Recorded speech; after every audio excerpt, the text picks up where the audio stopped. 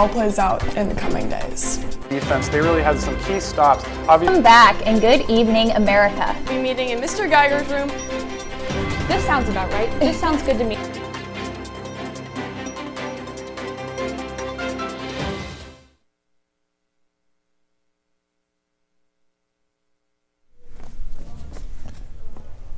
Welcome back, Pioneers. Today is Monday, March 15th.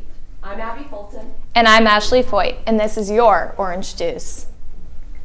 Some real quick announcements. French Club members, our next meeting will be tomorrow, March 16th, after school in Madame Haynes' room, 2116. We will watch the famous movie Les Chisos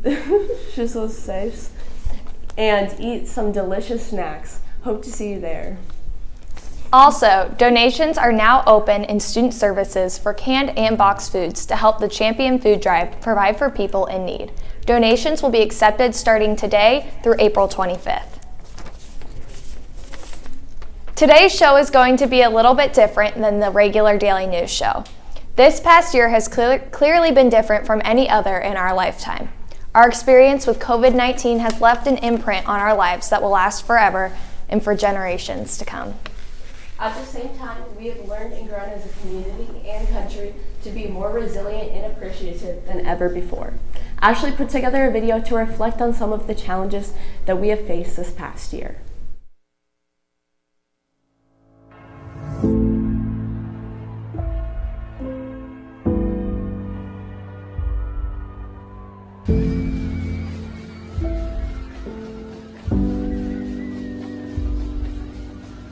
Homecoming is this Saturday, September 28th from 7:30 to 10:30 p.m. The theme is A Night Under the Eiffel.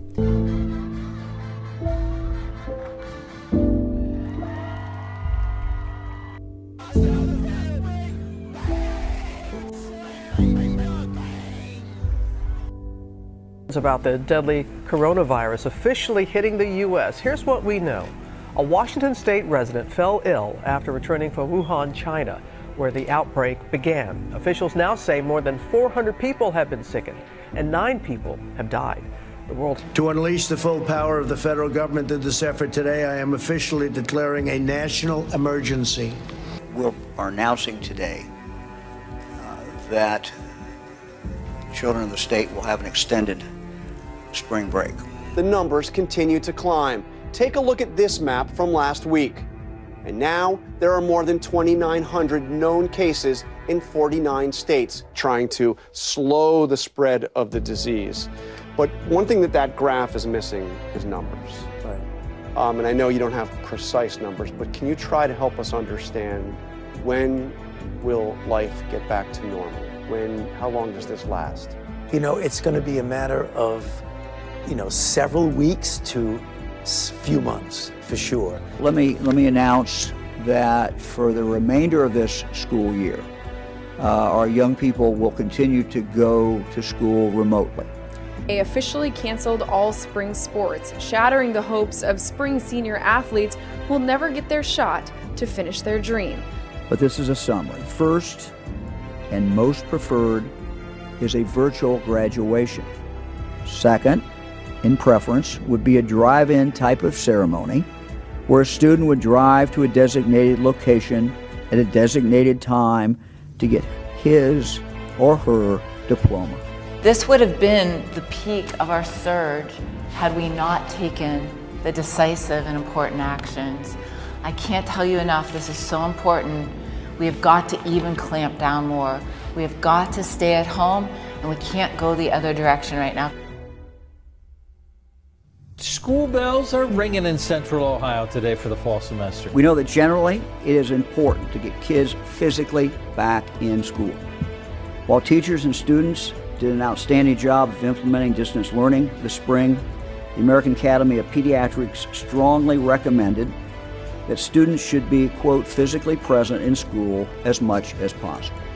This approach allows schools to adjust their rules to what works best for them to create a safe environment and one that will protect students and staff from the spread of COVID-19. Will the state allow high school athletes to take the field this fall? And the answer is yes. Well, Rory, I mean, we have all the ingredients for a high school football game. You got the players on the field, you got the refs, the cheer squad, the band. But when you look up in the stands, there are no fans. They actually chain link the fence to make sure no one is coming in. And we talked to one parent who says this news is devastating. Many children and teenagers are feeling isolated this year, especially now that the holidays are upon us. Remote learning and social distancing have drastically reduced the quality of life for millions of kids across the U.S. because of the pandemic. The CDC has reported mental health-related emergency department visits were up 24% for 5 to 11-year-olds and 31% for 12 to 17-year-olds from April through October compared to last year. Today, our nation has achieved a medical miracle. We have delivered a safe and effective vaccine in just 9 months.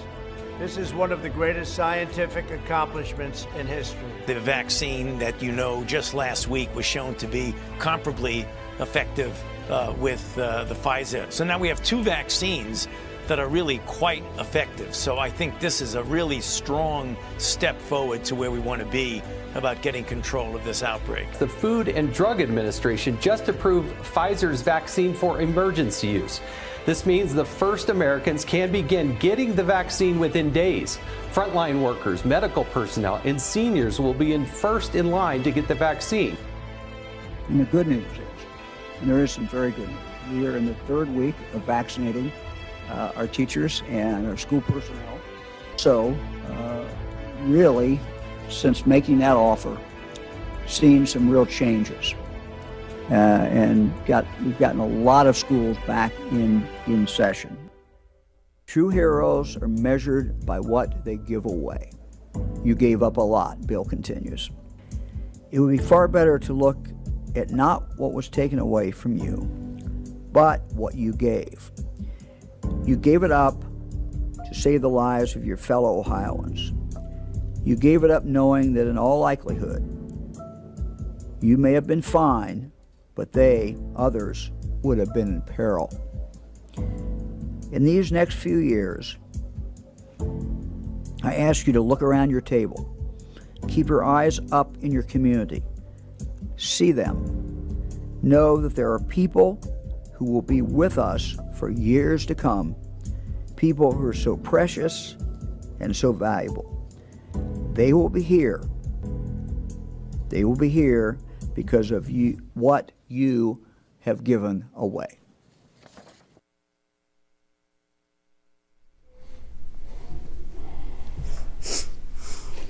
The sacrifices we have made and what we have already overcome is definitely something to be proud of.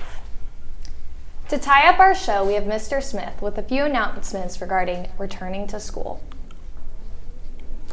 Hello, and welcome back, Pioneers. As I watched this incredibly powerful piece, I could not help but reflect on all that we have been through together over the past year. It was almost 1 year ago to the day that we left this building, not knowing when we might return or what it would be like when we did. It has been a very long period of uncertainty, of loss, of missing out on opportunities that we used to take for granted. For several weeks last spring, I would come to work, do my best to support our teachers as they navigated teaching you in a totally virtual environment, making plans for graduation and year-end activities.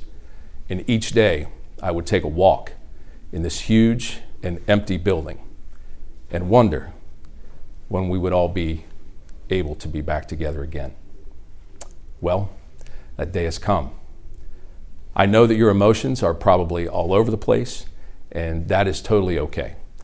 However you are feeling today, you have every right to feel that way. Whether you are overjoyed that you get to see all of your friends again and be back into a routine, or whether you are anxious and feel like we should have stayed with what we were doing. We all have our reasons for feeling the way we do, and we are going to respect and acknowledge each other when it comes to that. It is going to take a little bit of time to adjust to all being back together, but we will get there. We have an opportunity to pick up where we left off last March and complete the school year together. We have a few weeks to wrap our minds around this, then we head into spring break. When we return, we only have a handful of weeks left. Let's make the most of it and continue to do the great work that we do here. We are so close to being able to have things to look forward to again. Wear your mask, distance when you can, wash your hands, and we will finish the year on a great note and build some positive momentum toward next year. I am incredibly happy to have all of you back. Go Pioneers. Thank you, Mr. Smith. That's all we have for you today, Pioneers. Thank you for tuning in to our special episode. We will be back with our regular broadcast tomorrow. For The Juice, I'm Abby Fulton. And I'm Ashley Foyt. Remember to stay juicy. And Cresty. And please stand for your pledge. I pledge allegiance to the flag of the United States of America and to the republic for which it stands, one nation, under God, indivisible, with liberty and justice for all.